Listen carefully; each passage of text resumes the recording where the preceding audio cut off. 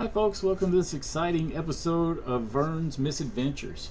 Alright, well, you may not like these pictures on this screen because I'll tell you what, I don't much care for them. But this is pretty much what you look at when you do a fresh install of Gnome on an Arch Linux operating system.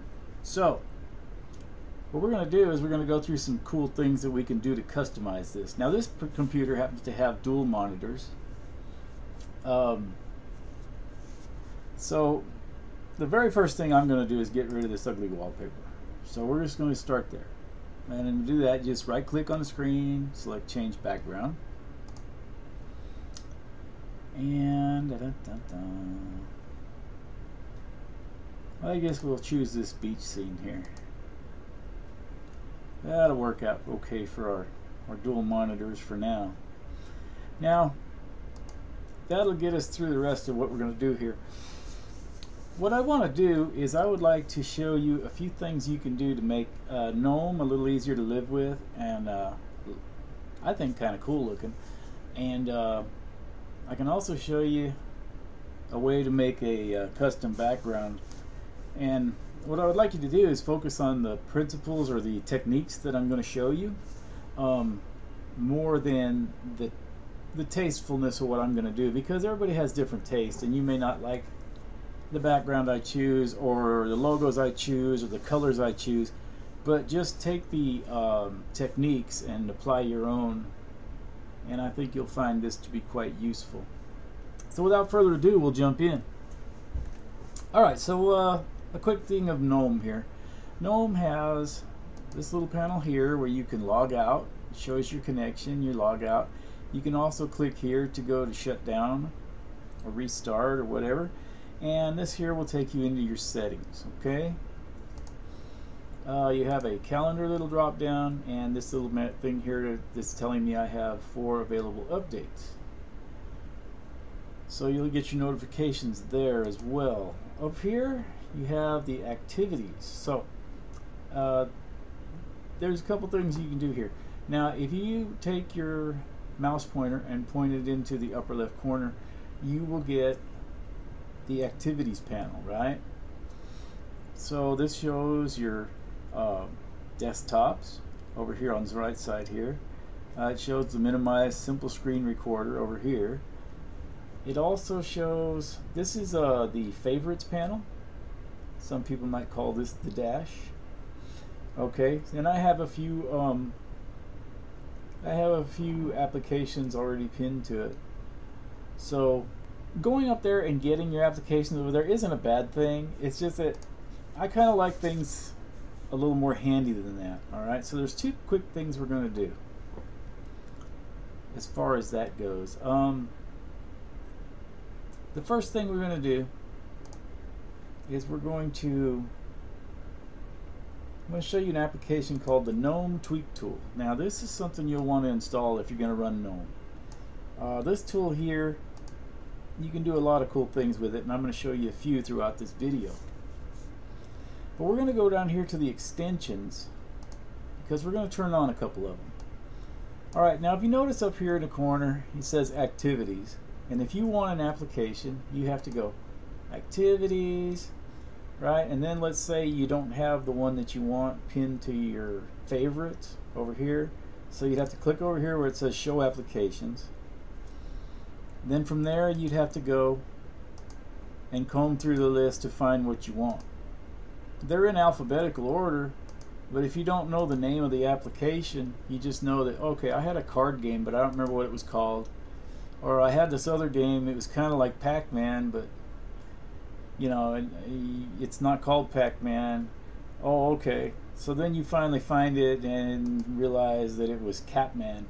But it's like, it gets cumbersome to try to find everything you need that way. So what we can do is we can turn on this thing here. It's called an application menu right here. So when we turn that on, now what used to say activities up here now says applications, and you get a categorized view of your applications, kind of like you would find in some of the other distros that use the menu. Now that makes things a lot easier. Like say you just wanted to play a game and you wanted to quickly see which games are installed. Well, I can go to the games over here and I can plainly see that I have 4 games installed. I don't have to comb through the other dozens of applications that are installed on this thing. So that just makes life handy. So there's one for that's the first thing we're going to do. The second thing we're going to do is we're going to enable an extension called Dash to Dock. Now Dash to Dock, it basically takes that dash or your favorites panel and turns it into a dock on your screen. So I'm going to go ahead and turn it on, and this is what it did. See, it put the panel down here as a dock. So you still have all the cool stuff. You can still come over here to the activities overview right here at the bottom of your menu to get that, right? That still works.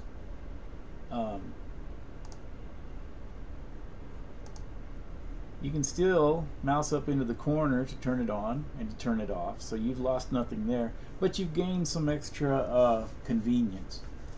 So that's pretty cool there.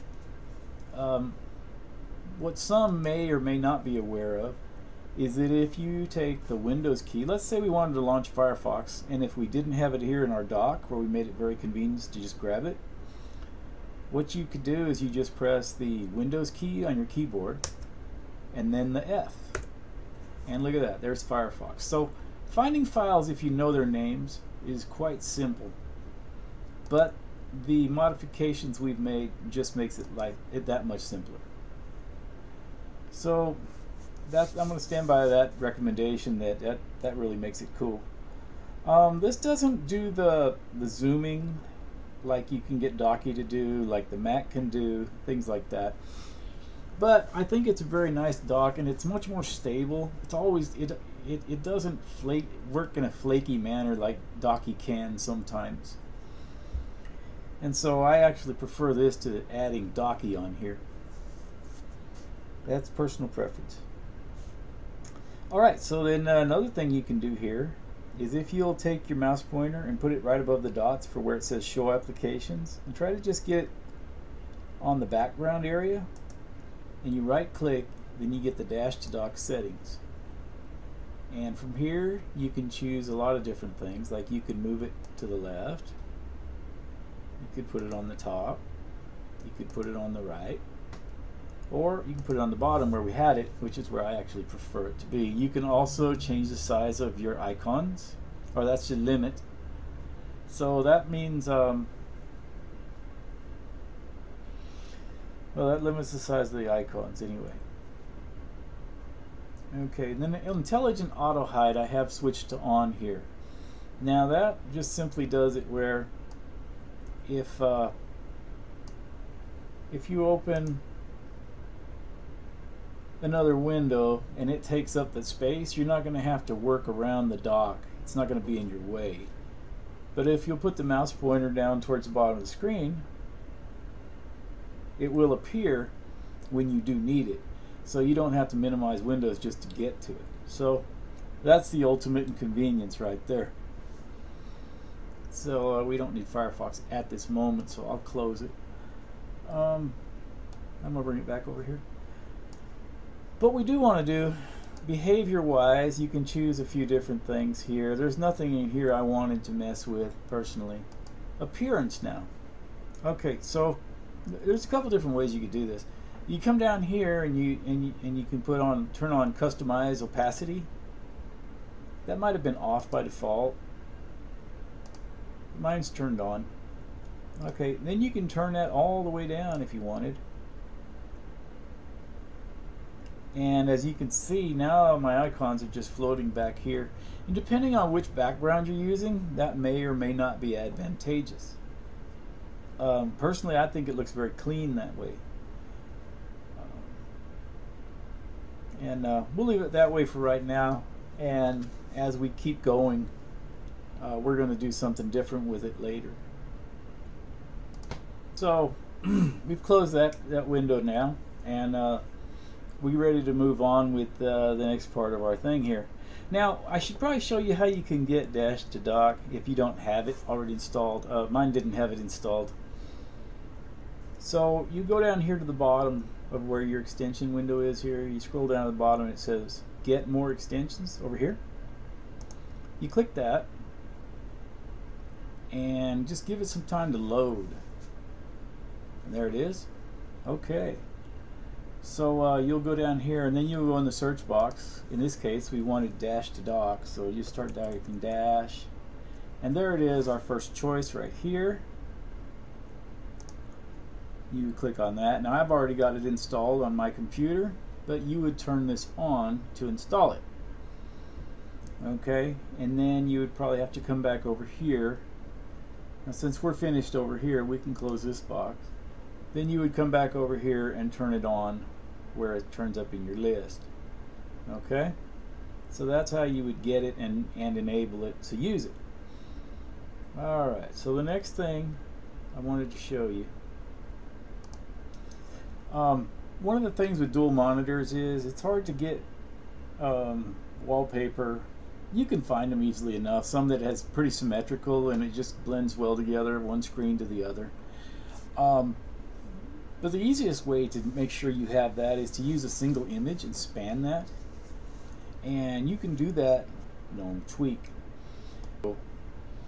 So we use Gnome Tweak for that as well. And the way you'll do it is you'll choose a picture that spans both monitors. And I have one here. Let me show you. Change background. And you click on background and then go to where it says pictures. Right, and I have several here, but we will choose one like this one here. Right, we'll select this. Alright, so when you first turn it on, as you can see, you get about half of the picture and you get the same half of the picture on the other screen. So if you go down here where it says desktop on the left column, and then you go over here where it says background, and it's selected zoom by default in the mode, and you go over there and you select span. Now it spans both windows, or both monitors, with a single image, and that makes it nice.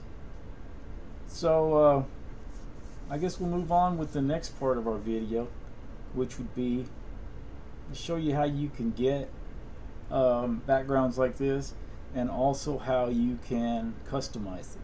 Okay, so let's get started. We're done with that. So the best way that I've found to get, the easiest way to find backgrounds for dual monitors is you take whatever one of your monitors is and multiply by 2 on the width.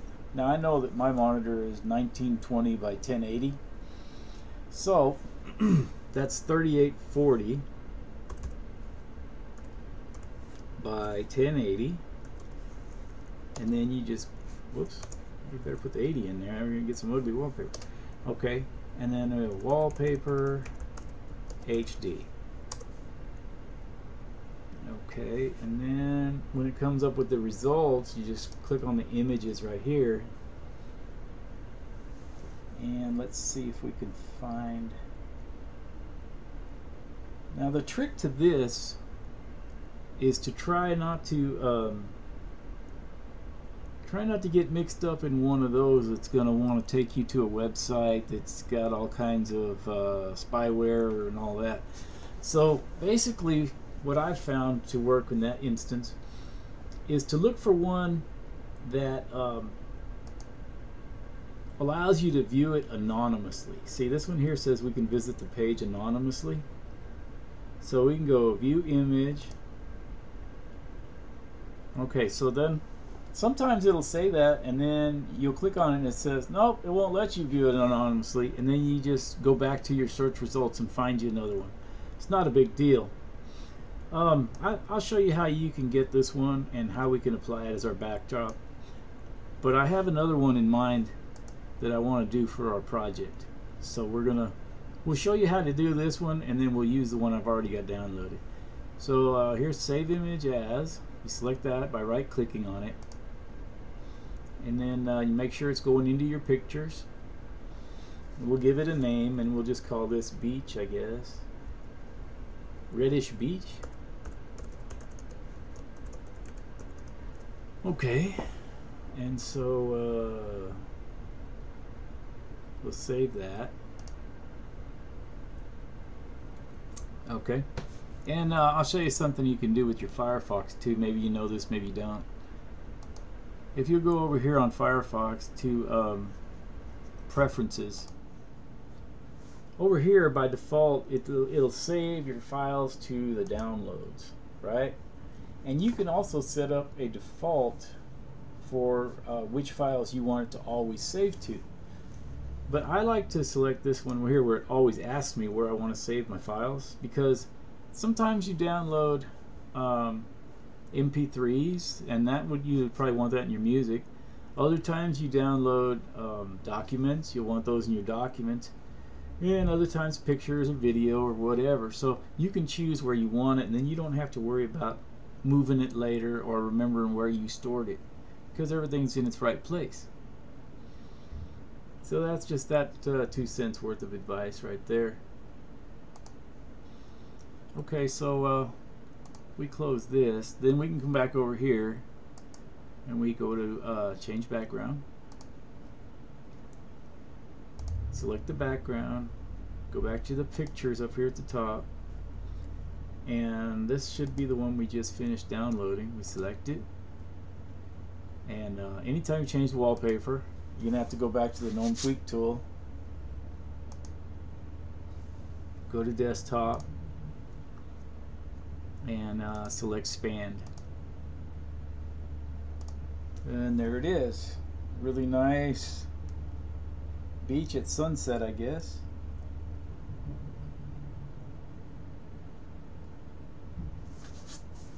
So cool. Alright, so if you don't have it in your distro, I definitely suggest that you get it. It's called Gimp. Gimp is the GNU image manipulation program, and it is awesome because it doesn't cost a dime to use, and it's so handy. So we're going to open up a little folder here, and that is in my pictures. So let's see here. Pictures, open. All right. Well, let me see if I can find it.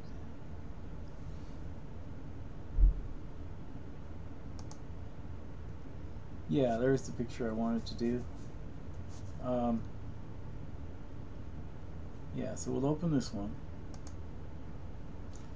Alright, so this picture here has some neat stuff on it. It's got the Black Widow from the Avengers, right? And it spans both monitors. Okay. So, what I wanted to do here first, okay, it's a neat picture and everything, but I wanted my distro logo on it, right? So I'll show you how you can add that real easily. So we go back to our dock and we open our file manager. We go to pictures.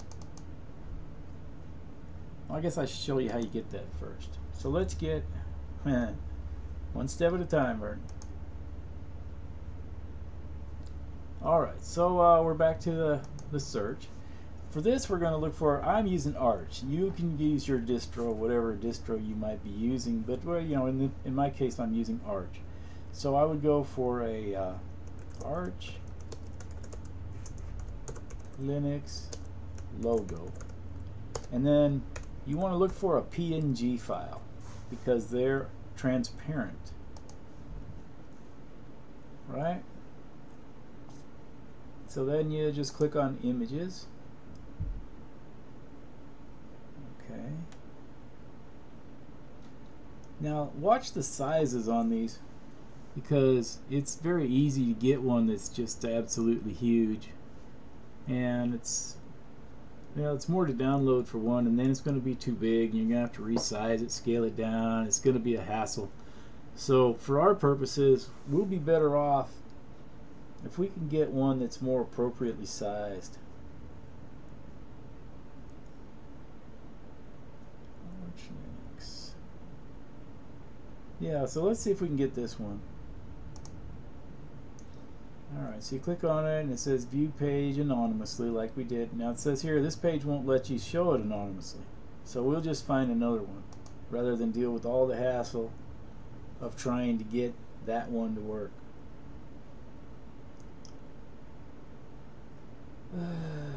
I'll spend another minute on this and then we're going to move on and just get something. Alright, what about this one? Yeah, okay, that'll work. Alright, so same thing as the wallpaper. Right click, save image as. Alright, and we notice it is going to be a PNG. Now if it's got a clear background, it'll be perfect. If it's got a white background, it'll be less perfect, but we can still work with it. So we'll give it a name, and I guess in my case I better call it Arch 3 Logo 3. Okay, we'll save. Yeah, so you put it in your pictures, Arch Logo 3, and we're saving. Okay, cool. Alright, so we're done with the browser. So here is Gimp, and let's see here. I'm doing this way because some of you may not have dual monitors, and so I'm showing you how you don't have to minimize or scoot things out of the way to get to what you need. You can just click on the files you need. Even though the dock is hidden, you just get down there and get what you need. So alright, so we open our pictures file.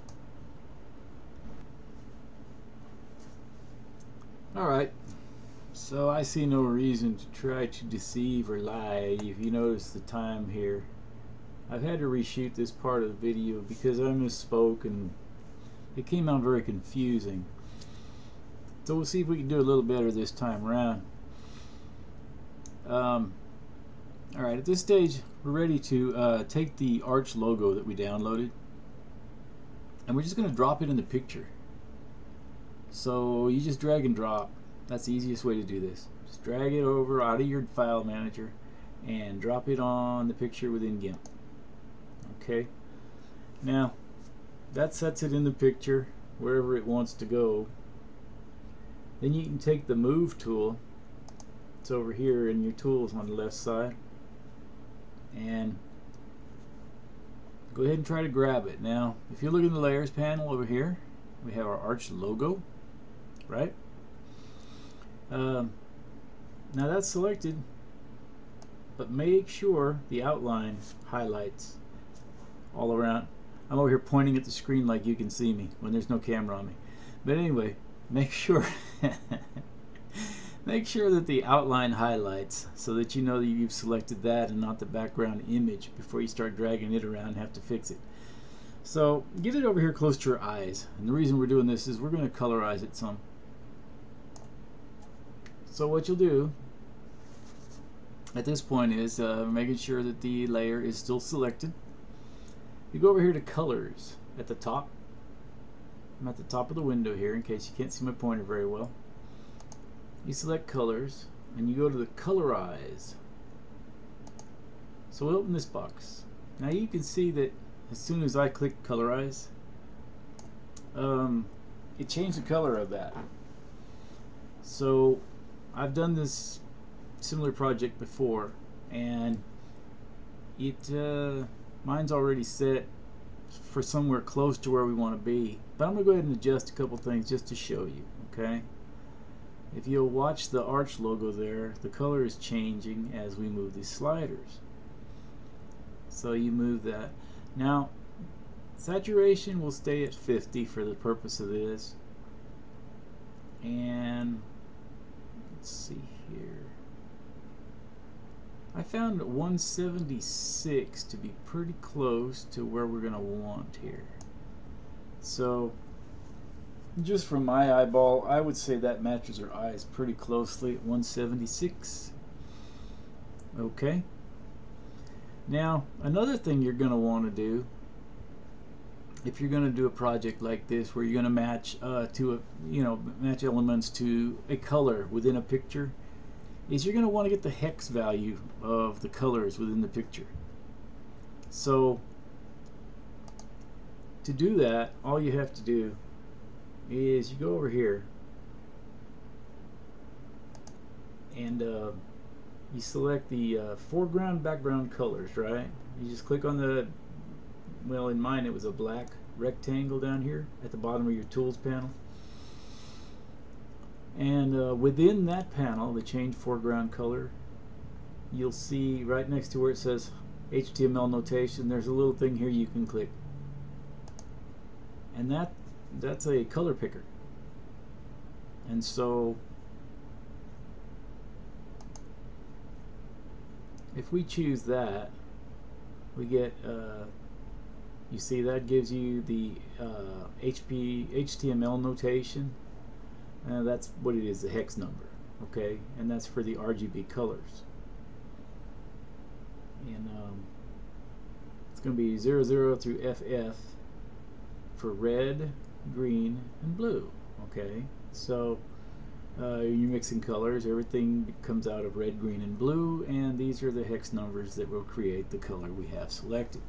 So because we're matching the eyes, we go over here and we click on the eyes. Now I may or may not be able to duplicate what I tried to do in the first go round, and it doesn't look like I'm going to be able to get the exact same spot. See, you notice we ended up with that number there, and you click a little different spot on the eye, you get something different, right?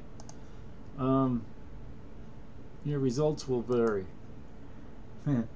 So for the purpose of continuity for the rest of the video, which I do not want to reshoot, we're going to go ahead and use this number that I'm going to type on the screen. I wrote down OE211, but remember, this is hex. There are no O's. So it's 0E211E.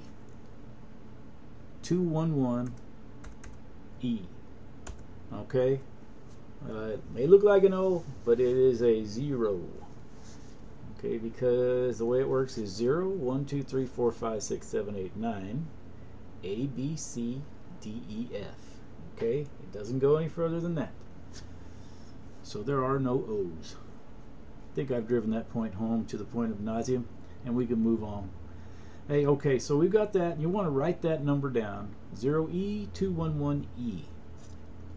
Okay? And write it down so that we can apply it to some other elements later in the video. Alright, cool. Alright, so you see how it turned white and solid around there? That's how I know I've actually got it grabbed. We're going to move it over this side of the screen. Then we'll go ahead and go over some more with it.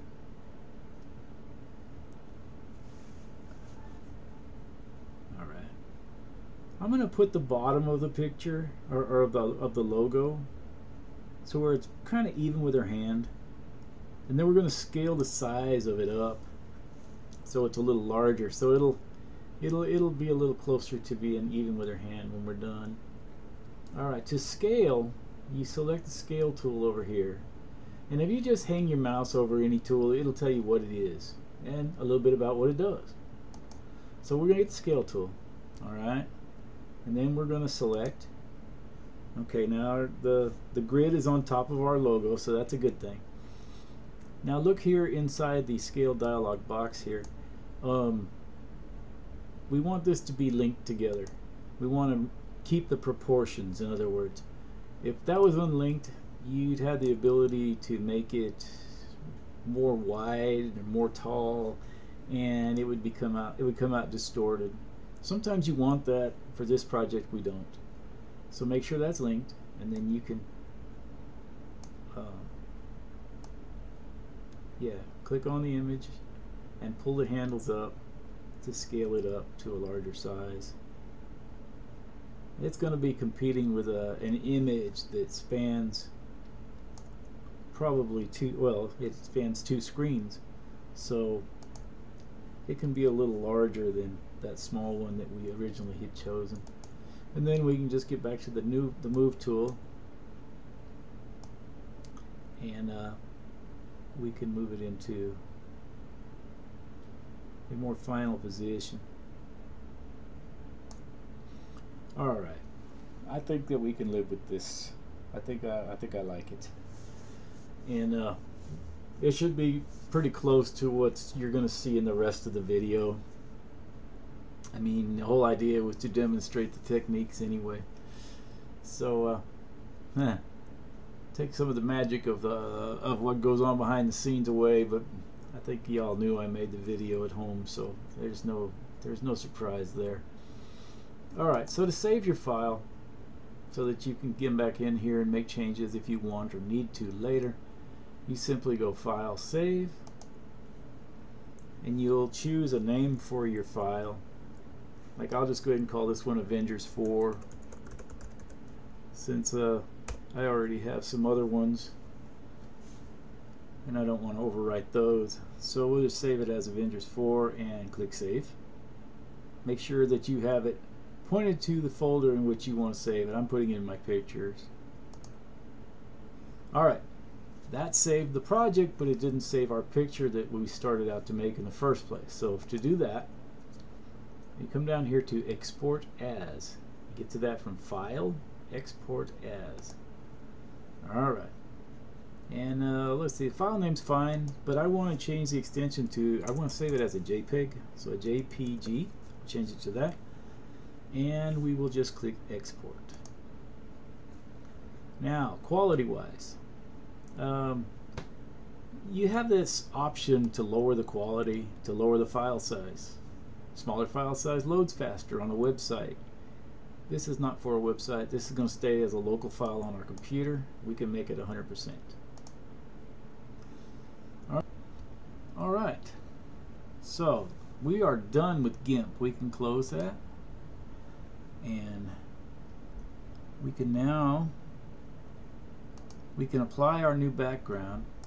So we go change background again, select the background, the pictures, right, and there is the one we just did right there.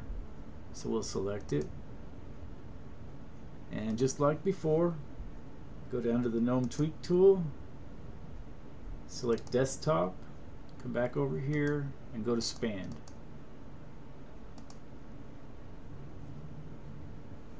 So if you don't already have Conky and Conky Manager installed, it's a good idea to install them, because Conky gives you some great system information and it looks sharp on the screen too. Now you can kind of go through here and turn them on, turn them off, figure out which ones you like. I'm not a big fan of the way a lot of these look out of the box. This one's not bad. This one here is the one I had set up and customized and then took off so that I could show this tutorial, so we'll run with this one. Alright, so out of the box, alright, let me show you how to use this deal here.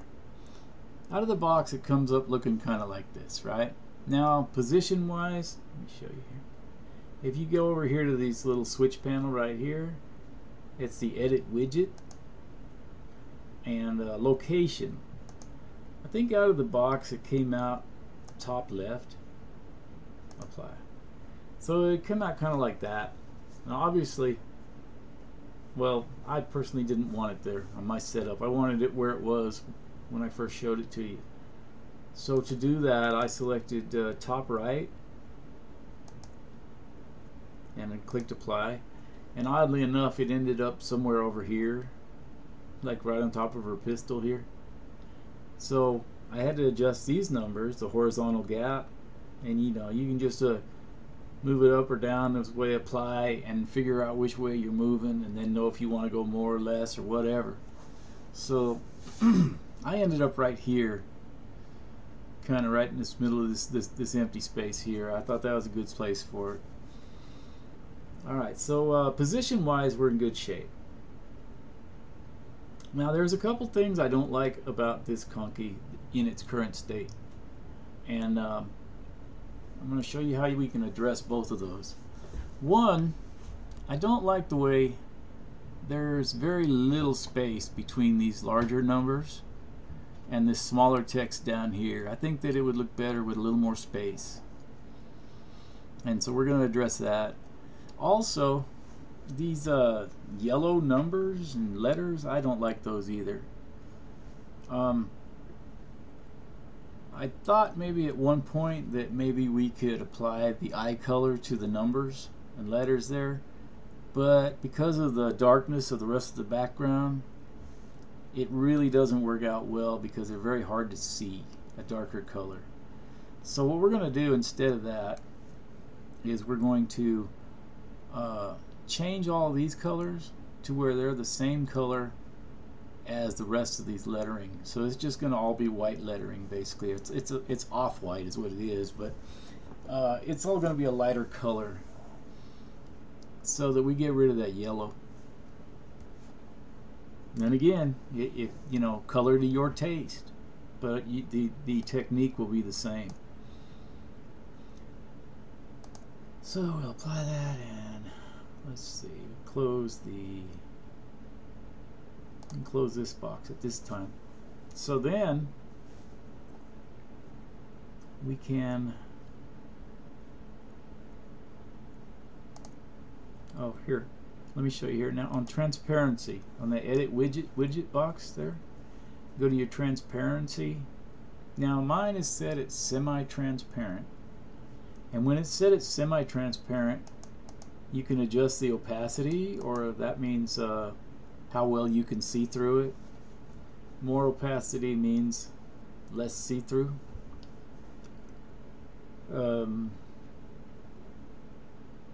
What you could do also too is you can change the color, right? So we can add a custom color to that. And this is where that number that I suggested we write down and keep, that we found in Gimp. And so we wrote that down as OE211E, which is, I guess would be a 0E211E, because that's our hex numbers. But I believe it should be on my clipboard, so let me see if I can just paste it. No, that's not giving me the option, so that's okay. 0E211E. Alright, and then we apply. Now, leave that hash sign there. That just indicates that it's a hex number. And we apply. I'll select. Okay. And now you can see that it's a similar greenish color of our eyes, and we apply. And there you have it. So, depending on what settings yours is on, maybe yours is opaque, apply. You can adjust the transparency to your taste. I think it looks pretty good at 20% opacity, so I'm going to leave it at that. Okay, so we have picked that up. The next thing I'd like to show you can do is we're going to deal with these lettering that we talked about there. To do that, we've got to actually go in and edit the file in a text editor. It's real easy to do. I'll show you right here how it's done. Now, this is not the first time I've played around with this, so I have some other numbers down here in a comment. Anything that starts with a hash sign here is a comment. So you can just put stuff in here, anything you want in there behind a comment, and it won't affect anything as far as operation goes. So what I'm going to do is I'm going to put our new hex number, 0E211E. Okay. And then that way I can copy. And then I can right click and copy. Alright, cool. So basically, if you look here, there's a clue here somewhere. See here where it says time in these brackets? Okay, that tells you that this here was for the time, right? And so right here, this FFA 300, now that's the same color as down here, right? FFA 300. And if you'll look, behind all the markup is the actual text to be displayed, where it says HD right here. So that's where it says hard drive or HD on the Conky right there.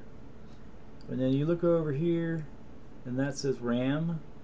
So that's for the RAM, where it says RAM on the Conky. Okay, and then the rest gets the data basically from the through the program there. So what we're going to do is apply. Well, we didn't even need to do that, but that's okay. It's saved. What we want to do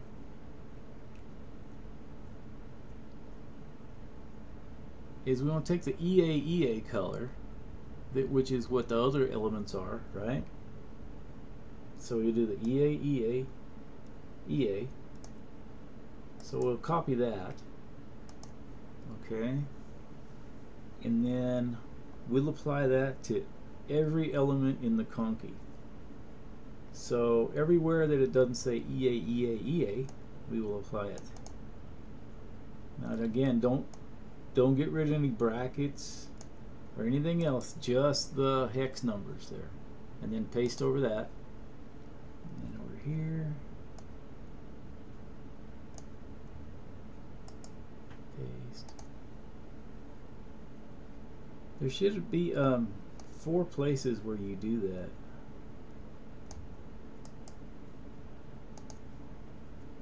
Paste, and here we go. So we're going to be replacing the color of where it says hard drive, RAM, CPU, and the day's date there. So okay, I don't see anywhere where it doesn't say EA, and so we're ready to save. Now, as I save this file, keep an eye on that Conky there, because it will blink out and then it'll come back with the new settings applied. Alright, so now we got rid of all the yellow, and I think it looks better already, especially with our greenish background.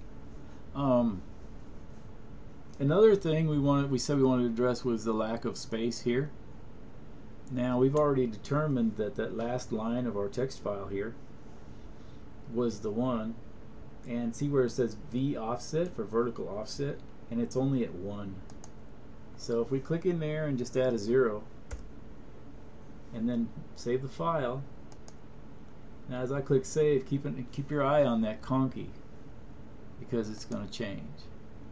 And there we go. Now we have a little bit of space in there, and it's not all crowded up, and I think it looks much better. So that's got our Conky set up. We're good to go there. We've saved our file, so we can close this.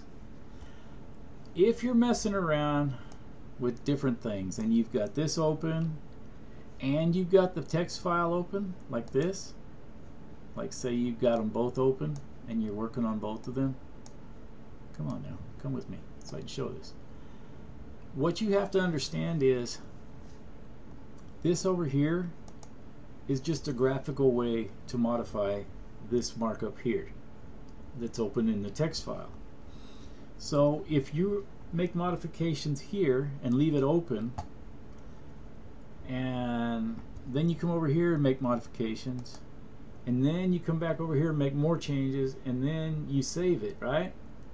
You're going to undo anything that you did here after you've saved. So basically what you'll want to do is, when you're not making actual modifications inside this file, just go ahead and close it, and it saves so much confusion. Make your modifications to the markup in here, close the file, save it, and close it, and then you can change things in here, like if you wanted to change the opacity on the background or whatever else. I found that to be much better technique than to mess around fighting with oh well, it's been modified outside, you sure you want to save, and it's like it turns into a thing. So you can avoid all that if you just follow that. So and with that, we'll go ahead and close Conky. We're done with Conky. So we've got the logo kind of looking like our eyes, we've got the background looking like our eyes, and the only thing left to do now is this. So we do the dash to dock settings. We go over here to where it says appearance. Okay. And somewhere in here, customize the dash color. You almost can't see it, but you click on here, and then you can add your custom color again. And let's see here. Once again, you can delete everything but the hash sign, and we're going to put 0E211E. So 0E211E, and we will select that, and we can see that that's our green color, right? Oh, well, it doesn't show up, right? Well, that's because we have our opacity turned all the way down. So now we can raise our opacity a little bit at a time until we get it where we want it. Now the numbers, what worked out for 20% on the Conky doesn't work out down here on the dock because they're just different settings. But that's okay, because you just raise it to the level at which you want it, to where it appeals to your eye, and then you leave it there. And I think we're probably just about where we want it. Maybe even a little high. I think I'm happy with it right there. And so that's that. So we've got our Conky matching our eye color. We've got our dash to dock, our dock matching that. That's pretty. You got our logo and our arch logo where it matches. Thing looks pretty complete, doesn't it? Well, let's look at the terminal though. Look at this ugly mess. As soon as you open the terminal out of the box with Gnome, this is the way the terminal is themed. But we can fix that too, and I'll show you how that's done. It's real simple.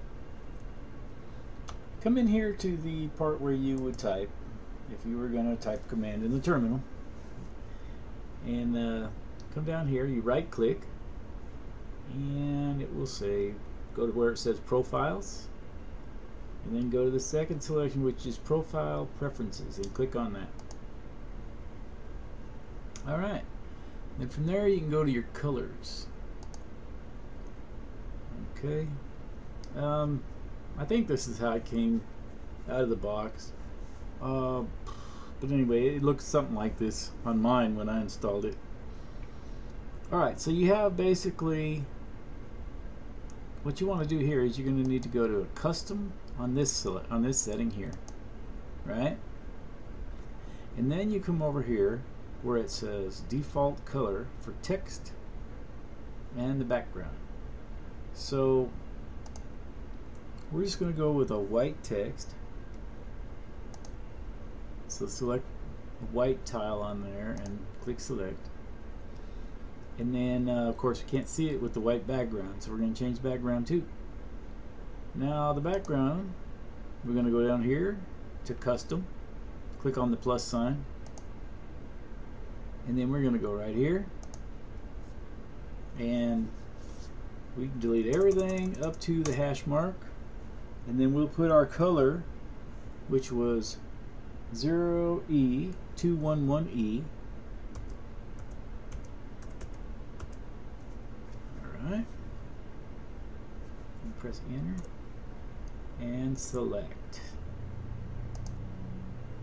Alright, so now we're almost there. We're almost there. Alright, we got our colors more like we want them. Okay, and then the next thing to do is we're going to install Screenfetch. Now I'll show you what Screenfetch looks like.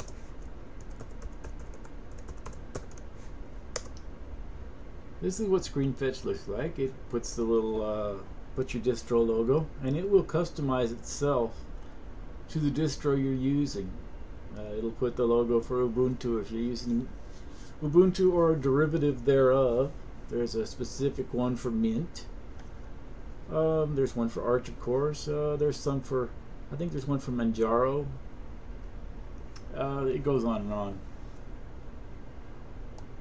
Point being, it'll go for your distro. So if you have an Ubuntu one, you won't see the A on yours. You'll see the Ubuntu logo.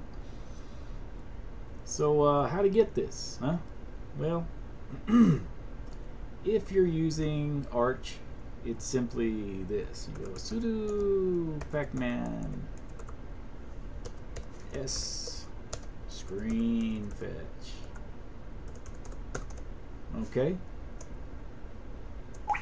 If you're using an Ubuntu or Debian derivative, then it would be sudo apt-get install. Yeah. The purists are going to yell at me saying, oh, you don't have to put get, and that may be true. Point is, you can get it this way. Okay. So that'll install Screenfetch to your system. And then once it's installed, you can test the installation just by typing Screenfetch, or to really make it look nice, you can put clear and Screenfetch, and that's what that's going to be our end goal. Now, the next thing you're going to want to do is make it where it launches. Whenever you open the terminal, you want to see this, right? Because as it is, see here, if we close the terminal and we open it, well, you know, it doesn't show Screenfetch. So we're going to make it where it auto runs, and the way we do that is we simply go sudo nano. If you don't have nano installed, then you maybe need to use what is it, Vi, or maybe you have another one. Some of them use Gedit. Whichever one has yours, try nano first. It'd probably work. So sudo nano, and then here's the file we're going to want to edit, and we'll just put a tilde, which is that little wavy guy, and a slash, and dot bash rc. Put your password in. Alright, now different distros will have a little bit different looking bash rc file. Some of them will just be blank, and others will have a lot more in it. Ubuntu has a lot more in it, and it has options where you can do some different things to force different colors. This being a vanilla Arch that I installed, it doesn't have all them features by default. Okay, so all you got to do, now this is a comment just like before when we described.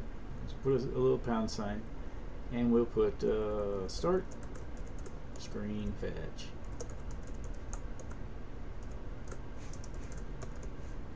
Now here's where the action comes in, right here, and it is so Screenfetch. So that's what it's going to do. So whenever the terminal starts, it's going to run all this good stuff here, and then last but not least, it will run Screenfetch and put that on your screen. So whenever you use nano, the first thing you have to do is, if you look down at the bottom, it says Control O to write out. That's what the up arrow means, control. So we're going to put Control O, and then you have to press enter to save it to actually save the file. And then to get out of nano, you put Control X. See, if you look right here, X for exit. So Control X. And there you go. So now we will test it. Ta-da! So there you go. We went from weird looking, some kind of, I don't even know what you call it, man. Some weird old wallpaper to and an ugly terminal and an interface that left challenges for using it. We went from that to now we have a beautiful terminal We have a nice cohesive theme working where the colors work together. We have some more information on our screen, and I think we've come a long way. So hey, with that, I'm going to go ahead and call this video done.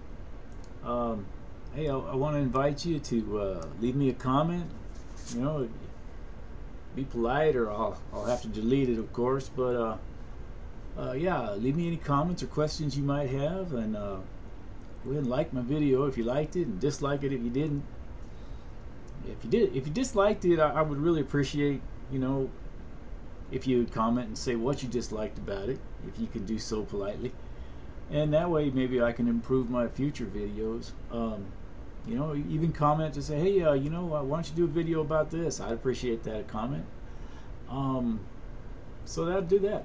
And then of course, if you would like to subscribe to my channel, I'd sure appreciate that, and that way you could know when I put up some new videos. Hey, thanks for your time, and I hope you learned something. Bye-bye.